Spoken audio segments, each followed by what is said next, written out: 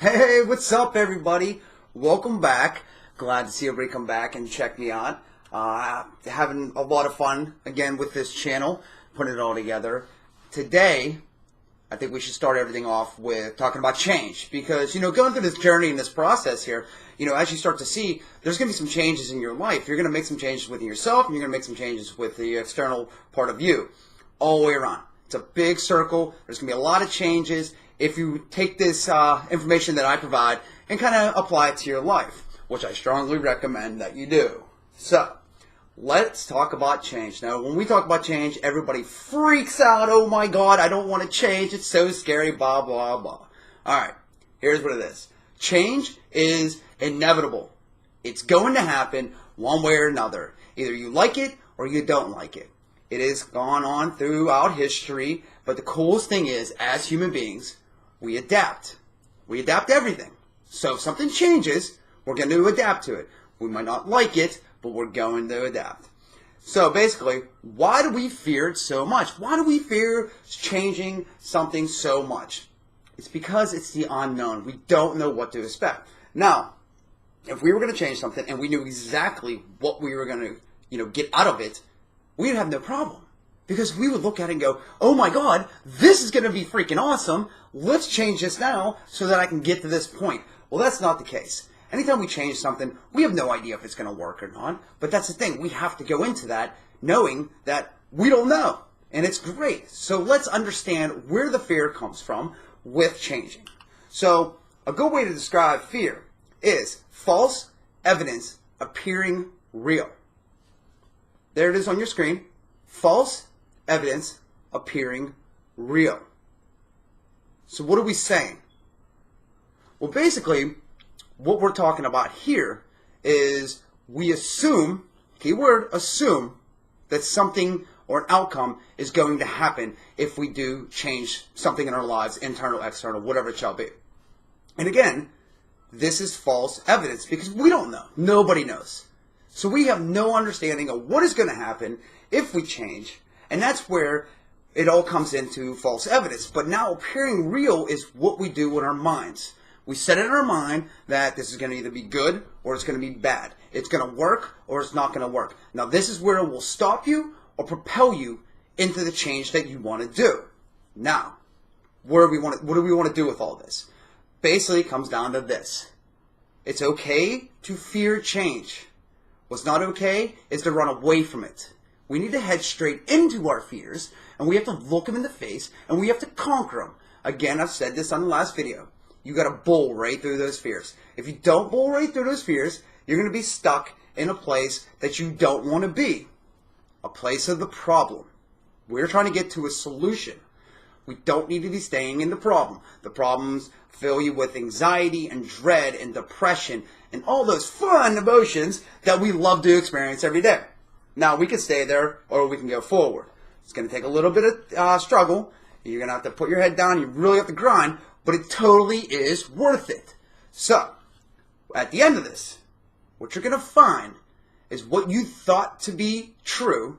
So you took that false evidence that appeared real, and you're going to look back and go, my goodness, what did I fear? I didn't have nothing to fear. Everything worked out great. There was a little bit of struggle within there, but everything was awesome. It turned out great. It was stupendous. And that's what you're going to realize, the truth. But you can't find the truth until you go through the journey and get to the end. So, why do we resist this change? Okay, now break it down to two reasons. Two reasons of resisting change. First one, we're going to lose something that we have. All right, now this might be something external or internal. You might lose something materialistic. You're afraid to, let's say, change a job. So you're afraid to change a job because you might lose your house. You might lose your car. Things like that. If you change something else internal, you might lose, quote unquote, who you are. You might change a behavior. You might lose that behavior that you're so accustomed living with, but yet it's so detrimental to you and everything about you. So that's where it comes from. We're afraid to lose something that we already have and we're so used to. Next thing is we're not going to get what we want. Okay, so when we're about to change something, you have an outcome. You're like, hey, I want to change this. This is exactly what I want to happen at the very end of this change. Now, if going through the process, you're not getting what you want, especially in the time frame that you want, because we love to have things right now, you're going to throw your hands up and you're going to say, why'd I even try this? I don't like change. I'm not going to change anything anymore. So, it basically comes down to not getting what you want or losing what you have. Now, this can be true in your personal life and also your professional life. Think about it. In your personal life, you might not change something because you're used to the way it is. Now, in your professional life, you might be afraid to ask for that raise, that promotion, or even as far as extreme of changing jobs because afraid of not getting what you want and afraid of losing what you have. Very, very common fears. It is totally cool to actually think this way, to feel this way, because everybody does it. This is normal. This is normal. So there's nothing weird. Now, what do we have to do is basically we have to face those fears. We have to go through and do what we can to challenge ourselves, to change. And of course, it's awesome at the end. So basically, what are we afraid of? This is where you come in. Now, I can't tell you your fears. Nobody else is going to be able to tell you your fears. You're going to have to look within yourself to actually figure out, what am I really afraid of? Now, I'll give you a couple examples because these hold true in my life, did and sometimes still creep in. Thing is, fear of failure. What is the worst thing in the world? To fail at something. You feel like a failure, of course, and it sucks. And then people look at you and they're like, oh, look at that guy, look at that girl, blah, blah, blah. He's such a failure, she's such a failure. You don't want all that. But how do you know you're going to fail if you don't even try it? That's the thing. You have to try it to know you're going to fail. So, here's the other side of the spectrum. Really cool. Fear of success. Now, you might be asking yourself, why in the world would I fear success? Why would I be so afraid to, I don't know, if money's your thing, make a ton of money, live in a big house, drive fancy cars, why am I so afraid of, getting a better position because I learned more things at school or I got a better degree or whatever it shall be?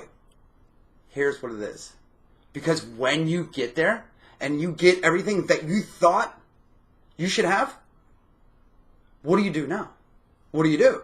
Okay, so you got the new job promotion, you have the degree, you have the money, you have the house, you have the cars. Now what? Now what do you do? So there's a fear involved in that because when you get to the end of the road, all you know is the journey to get to the end of the road. So when you get to the end of the road and you collect your prize, you have no idea what in the world to do. And it holds true in a lot of things. Just take a look at your life for a lot, for certain examples, even small things.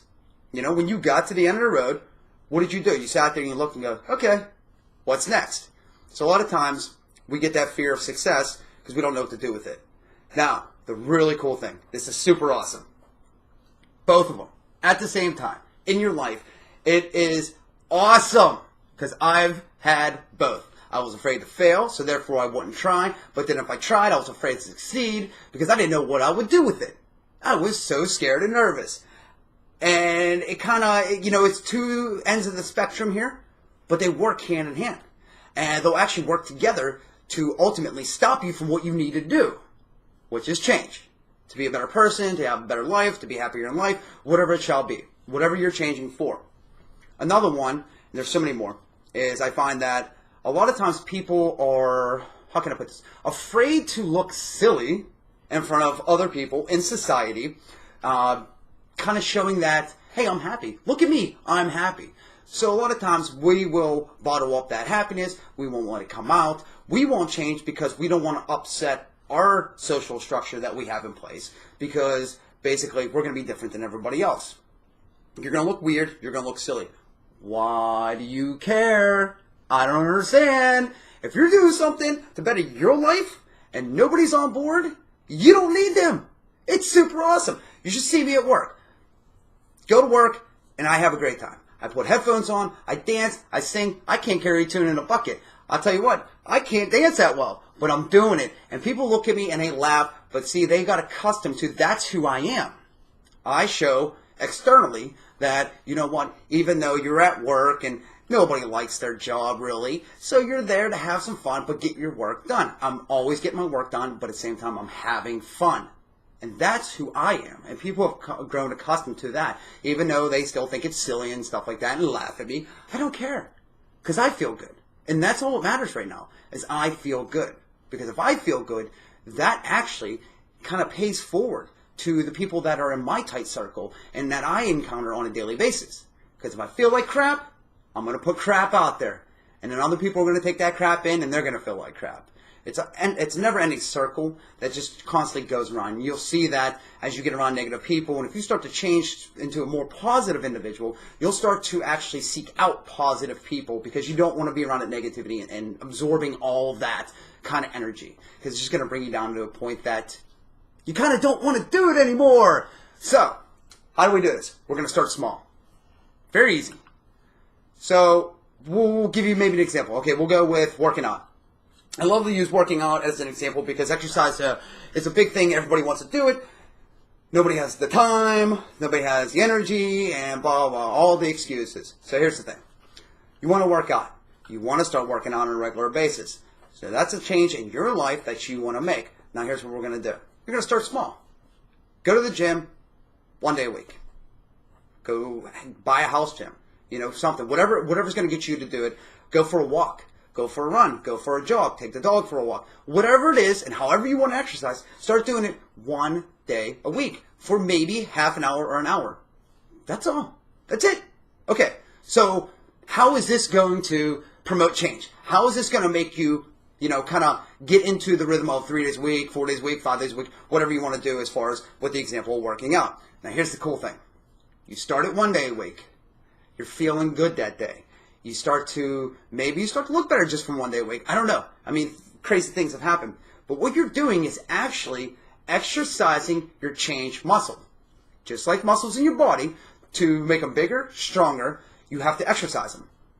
There's a change muscle, and it's referred to a lot in a lot of different studies and psychological literature of it's in your brain, and it's not an actual muscle, but they just refer to it as a change muscle. So what we're going to do is, to make that stronger and better, you have to exercise that change muscle. And by doing so, you start with small changes.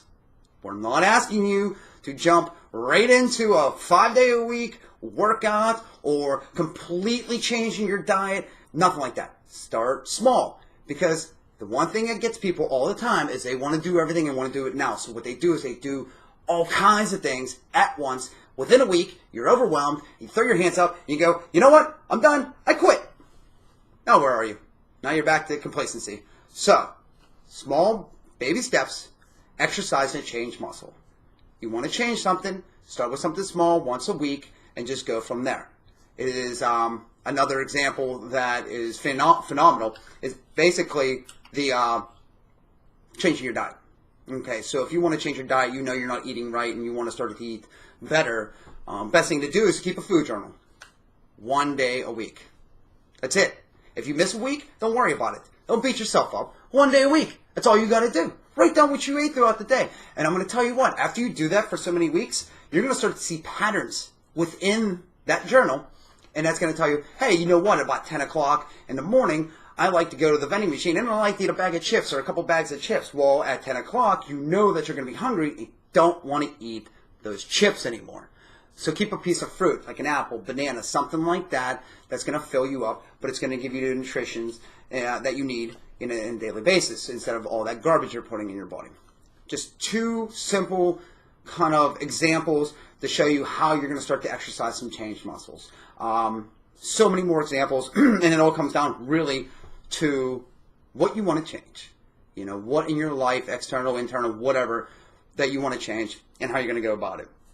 And of course, as we progress more and more, I'm going to show you more and more mind, body, spirit, how you're going to go through these different changes to become a better person and actually to pay it forward. And it's going to be phenomenal. Change is very easy. Ready? I had a problem. I was sitting on a wooden stool and my butt hurt. I didn't like it. So if I didn't like it, I didn't sit there and cry about it and stay in the problem of my butt hurt and I don't like it. You know what I did? I bought a new chair. I went out and bought a new chair. See how easy it is? I changed it. There you go. It's that easy. And what's really cool is you're like, come on, I have all these problems and blah, blah, blah. Oh, my gosh, everything's a wreck. And listen, by me buying a new chair, it's that easy to change anything in your life. Trust me. Now, how do I know about this? How does this guy know all about this change and all this stuff? Does he know what he's talking about? Let me tell you something right now from my personal experiences. Almost 3 years ago, I was at a point in my life of despair and absolute depression. There was no way out. I wasn't going anywhere. I didn't know what to do. And I was sitting on death's doorstep, more or less. And I was scared, nervous, and I guess I kind of knew what to do because I had to get sober. And that was the thing for me. I couldn't live the life I was living anymore. And I tried this years ago, and I went pretty good, and then it just failed. Basically, there were some things that happened along the lines of, I was being watched by the court systems, and once they didn't watch me anymore, I was back to the races. This time was different. I had no courts watching me. I had nothing going on, but my life was a mess. I hated it, my life. I hated everything around me. I hated everyone around me. I started to seclude, and I started to drink. Just me and my dog, and that is all I had. But that's not who I wanted to be. I needed to change. So what did I do? I humbled myself. I went into the place that I work, and I knew that they helped others go into kind of like rehab situations. And I went in there, and I talked to the bosses. And I sat down and explained what was going on. And it was definitely a humbling effect. By the grace of God, they helped me out and got me into a rehab, and I took some time off work. Basically, I just went and did it. I faced my fears because I was scared. I didn't have much money. I knew that I wouldn't have much money. How was I going to pay my rent? How was I going to pay the bills? How was I going to do anything? How was I going to get around? All these fears came into my mind. But the one thing that came in also was I need to change. I cannot live this way anymore because it's either live a different way or die. And that is it. That is all my options were in life. So I changed. And it was very scary. It was very hard. There was a lot of learning involved, a lot of struggle in the beginning. I did it on my own. I had nobody really around me to support me, more or less. I think that was actually the best thing for me. I didn't need somebody to pat me on the back. I didn't need nobody come over and give me a hug, tell me it was going to be okay. I needed the truth. I needed to find out that what I was doing was completely wrong, and I was a mess. A mess. And I will tell you, it was the greatest thing that I've ever done, and it has happened to me. Plain and simple, hands down. Because if I didn't face those fears, and I didn't walk into that unknown, I wouldn't be sitting here today, possibly physically, and I definitely wouldn't be sitting here today talking to you guys about how to change and how to be better people. Because I had to go through that struggle to get to this point. And that was an ultimate struggle where I had to do this big, huge change. There wasn't this one day a week stuff. This was drinking to no drinking and completely changing my life and completely living a different life. And it was great. It was great. So, best thing about changing. You are likely to stumble along the way. Now, why is that the best thing about changing? Because without pain, there is no growth. Let me repeat that again. Without pain, there is no growth. Pain equals growth. Plain and simple. It's the best way to do it. That's where you're going to get all your learning. That's where everything's going to happen. Like old Arnold used to say, no pain, no gain. And that's how it is. Now, you're going to fail. More than likely, you're going to fail. So what? Stand up, brush yourself off, continue on. Maybe try something different, try a different way of doing it. Something. Anything. Don't stop. You stop, you stay in the problem. Too many people today live in the problem. Here's the problem. Here's the solution. Wow, that looks really nice up there. Guess what? It is really nice up there. Go from here to here. That's all you got to do. Get out of the problem. 5-10% in the problem. 95% in the solution. That is what it's all about. So, you got to understand, we learn from our mistakes. So, learning from our mistakes is going to be key here. Because if you do fail, and when you do fail, you're going to have to learn from that. Learn from your mistakes. It's going to make you grow more as an individual and actually be able to pass it on to help others at the same time. Understand that some of the greatest people in the entire world failed at what they did. Edison tried 1,000 times to make the light bulb. 1,000. Failed every time. Every single time, didn't work, couldn't understand it. He called them unsuccessful attempts, and that's exactly what it is. They're not failures, they're just unsuccessful attempts. So every time he went back to the drawing board, and he kept going and kept going and kept going. It took him 1,001 try. What if he would have stopped at 1,000 and said, that's it, I tried 1,000 times, I'm done. He went one more time, he figured it out, and he did it. Don't stop, because your prize could be just around the corner, and you don't know that. Because if you stop, you just throw your hands in the air, you'll never know. You'll never know. So, what am I saying with all this?